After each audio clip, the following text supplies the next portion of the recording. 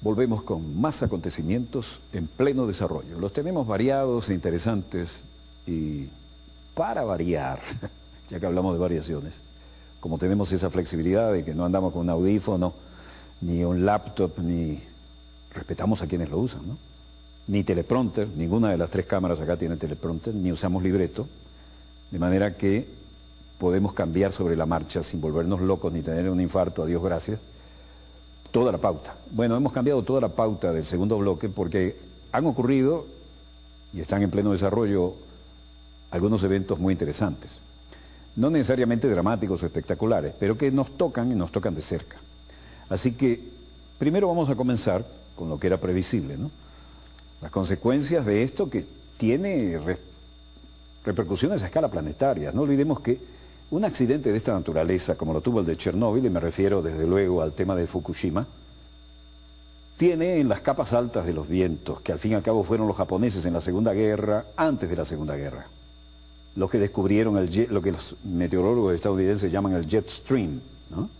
Y aquellos globos que lanzaban con explosivos, vaya que cayeron en Estados Unidos. Le mostramos el mapa histórico, los globos de la Segunda Guerra. No solo cayeron, cayeron muchos. Y cayeron muchos porque Estados Unidos, a través del mando militar, estaban en la Segunda Guerra, dio la orden de negar absolutamente que aquellos globos con bombas explosivas e incendiarias estaban cayendo, y vaya que cayeron, cantidad cayeron en Estados Unidos, incluso en la parte oeste de Canadá y de México. Y décadas después todavía los estaban encontrando y algunas de las bombas estaban en condiciones de estallar. El primer evento ocurrió cuando la esposa y 3 hijos de un pastor encontraron los restos de globo en un paseo en la campiña, en el bosque, y se pusieron a jalarlos y estalló. Esas fueron las primeras víctimas. Pero los vientos de Japón vienen del otro lado del Pacífico, y el jet stream, como le llaman los meteorólogos de Estados Unidos, fue un descubrimiento y fue bien estudiado por un profesor de física, de meteorología, de Japón, y vienen, hay una corriente que va hacia América y otra que vuelve de América hacia Japón. Por lo tanto, las aerolíneas que conocen muy bien esto, ahorran mucho tiempo y miles de dólares usando el viento de cola y evitando el viento de nariz, en uno y en otro sentido. Bueno, hasta esta zona aproximadamente llegaron a caer los globos de la Segunda Guerra. Los tontos dicen que no cayeron. Vaya que cayeron. Fue orden militar. Nadie habla de los globos. Cayeron en México, nos lo confirmaron televidentes mexicanos que estaban al tanto, y cayeron algunos en Canadá. Y ciertamente, esta radiación de Fukushima necesariamente se está desplazando de alguna manera, con mayor o menor intensidad, en el planeta. La meteorología en eso es muy democrática. Bueno, veamos los acontecimientos en pleno desarrollo. Vamos a los temas que tienen que ver con la Agencia Internacional de Energía Atómica y sus autoridades. Aquí hay varios temas que se bifurcan, incluso con el tablero del Medio Oriente, que está tan noticioso y no necesariamente por los mejores motivos, ¿no? Pero ustedes saben que es un súbdito japonés, el secretario general de la Agencia Internacional de Energía Atómica, y hay aquí, desde luego, declaraciones que tienen que ver, ¿no? Director general de la Agencia Internacional de Energía Atómica, Yukiya Amano, le tocó justamente a un japonés estar al mando, ¿no? Dijo que en relación a Siria, las alegaciones de que la facilidad que aparentemente fue destruida por Israel era un reactor nuclear bajo construcción, bueno, un reactor nuclear no produce plutonio y tenemos que hacer mayores análisis en este tema. Se refería el director de la Agencia Internacional al cumplimiento del Tratado de No Proliferación Nuclear. Y Siria negó en su momento que el edificio bombardeado fuera una instalación nuclear. Desde hace años Siria niega el acceso a la Agencia Internacional. La OEA, la Agencia Internacional de Energía Atómica, llevó adelante una inspección acordada en otra instalación siria en abril como parte de una postergada investigación sobre su presunta actividad nuclear encubierta. Pero la gran noticia proviene de la unión de los factores palestinos. Y Mahmoud Abbas hablaba hoy en Ramallah Decía, ayer Hamás fue al Cairo. Nuestra delegación fue invitada también al Cairo. Y en el Cairo Hamás firmó el documento egipcio de un acuerdo para establecer un gobierno, y además se arreglaron las fechas, y estas fechas dicen que en no más de un año será hecho realidad un acuerdo que supone, 6 meses hubiera sido mejor que un año, que va a haber unidad y que vamos a hacer frente a esto de manera combinada. Es decir, Abbas puede gobernar con Hamás y al mismo tiempo negociar en forma unida con Israel. Ese es el titular que preocupa a medios tan creíbles como Aurora, por ejemplo, medio en español de Israel, ¿no? Y por eso la reacción de Netanyahu, ¿no? Y aquí le contesta Mahmoud Abbas. Ayer oí al señor Netanyahu y al señor Lieberman, el impresentable canciller, ¿no? Ambos diciendo que Abu Mazen, Mahmoud Abbas, debería elegir entre Israel o Hamás. Bueno, nosotros no tenemos por qué elegir en eso y no podemos excluirlo. Ellos son parte, les guste o no les guste a ellos, son parte de un acuerdo y son parte del pueblo palestino. Y usted, señor Netanyahu, es nuestro socio y usted no puede ser negligente en esto. No puede podernos elegir entre uno u otro. Así que, por favor, señor Netanyahu, usted tiene que elegir, es usted el que tiene que elegir. Tiene que elegir entre seguir con ampliar los asentamientos o elegir la paz. You, Mr. Netanyahu, our partner. We cannot neglect you. So we have to take both, not to choose between this and that. But please, Mr. Netanyahu, you have to choose between settlement activities and peace.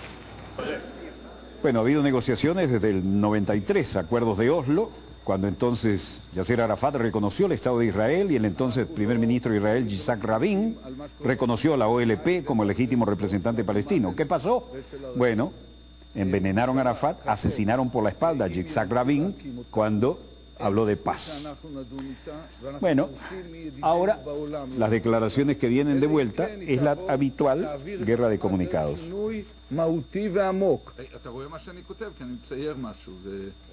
Desde luego, cada declaración lleva consigo el deseo de volver a ser primer ministro, que no le faltan a Ehud Barak, ¿no? No somos responsables de lo que ocurre con la autoridad palestina, había dicho él.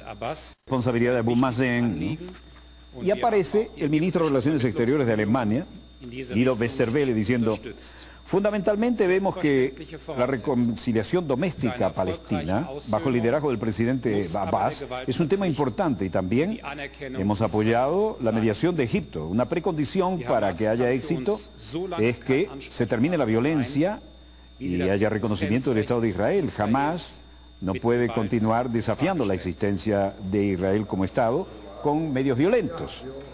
Digo, al mismo tiempo es crucial que el estancamiento del proceso de paz salga de esa situación y progrese.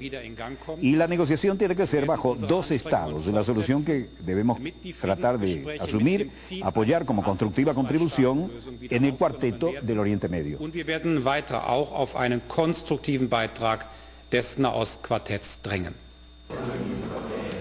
Es decir, para Berlín jamás no es un interlocutor válido. Bueno, ¿quién le escribió este libreto a Berlín? Es algo que no está muy claro. El movimiento radical Hamás no puede ser un interlocutor para Alemania, puesto que cuestiona el derecho a la existencia de Israel, dice el propio Westerwelle. En cambio, el gobierno palestino en su conjunto sí está dispuesto a negociar. Vean esto es algo muy interesante que queremos compartir con ustedes. Las reflexiones de Fidel son algo, puede usted estar de acuerdo o no, con la ideología, con el evidente liderazgo de este caballero que es la historia viviente y testigo de excepción de lo contemporáneo, ¿no? Pero nos gusta compartir con ustedes la última, que dice: el fuego que puede quemar a todos. Todavía puede estar o no de acuerdo con las ideas políticas de Gaddafi, pero la existencia de Libia como Estado independiente y miembro de la ONU nadie la cuestiona. Todavía el mundo no ha llegado a lo que desde mi punto de vista constituye hoy una cuestión elemental para la supervivencia de nuestra especie: el acceso de todos los pueblos a los recursos materiales de este planeta. No existe otro en el sistema solar que posea las más elementales condiciones de vida que conocemos. Los propios Estados Unidos trataron siempre de ser un crisol de todas las razas, todos los credos, todas las naciones, blancas, negras, amarillas, indias y mestizas, sin otras diferencias que no fuesen la de amos y esclavos, ricos y pobres, pero todo dentro de los límites de la frontera, al norte Canadá, al sur México, al este el Atlántico, al oeste el Pacífico, Alaska, Puerto Rico, Hawái, eran simples accidentes históricos. Lo complicado del asunto es que no se trata de un noble deseo de los que luchan por un mundo mejor, lo cual es tan digno de respeto como las creencias religiosas de los pueblos. Bastarían unos cuantos tipos de isótopos radioactivos que emanaran del uranio enriquecido, consumido por las plantas electronucleares en cantidades relativamente pequeñas, ya que no existen en la naturaleza. Bastarían, digo, para poner fin a la frágil existencia de nuestra especie. Mantener esos residuos en volúmenes crecientes bajo sarcófagos de hormigón y de acero es uno de los mayores desafíos de la tecnología. El tema que deseo abordar hoy no es ese, sino el asombro que observé ayer a través del programa Dossier de Walter Martínez en la televisión venezolana. Las imágenes fílmicas de la reunión entre el jefe del Departamento de Defensa, Robert Gates, y el ministro de Defensa del Reino Unido, Liam Fox, que visitó Estados Unidos para discutir la criminal guerra desatada por la OTAN contra Libia. Era algo difícil de creer. El ministro inglés ganó el Oscar. Era un manojo de nervios, estaba tenso, hablaba como un loco, daba la impresión de que escupía las palabras. Desde luego, primero llegó la entrada del Pentágono, donde Gates lo esperaba sonriente. Las banderas de ambos países, la del antiguo imperio colonial británico y la de su hijastro, el imperio de Estados Unidos, flameaban en lo alto de ambos lados mientras entonaban los himnos. La mano derecha sobre el pecho, el saludo militar riguroso y solemne de la ceremonia del país huésped, fue el acto inicial. Penetraron después los dos ministros en el edificio norteamericano de la defensa. Se supone que hablaron largamente por las imágenes que vi cuando regresaban, cada uno con su discurso en sus manos, sin dudas previamente elaborado.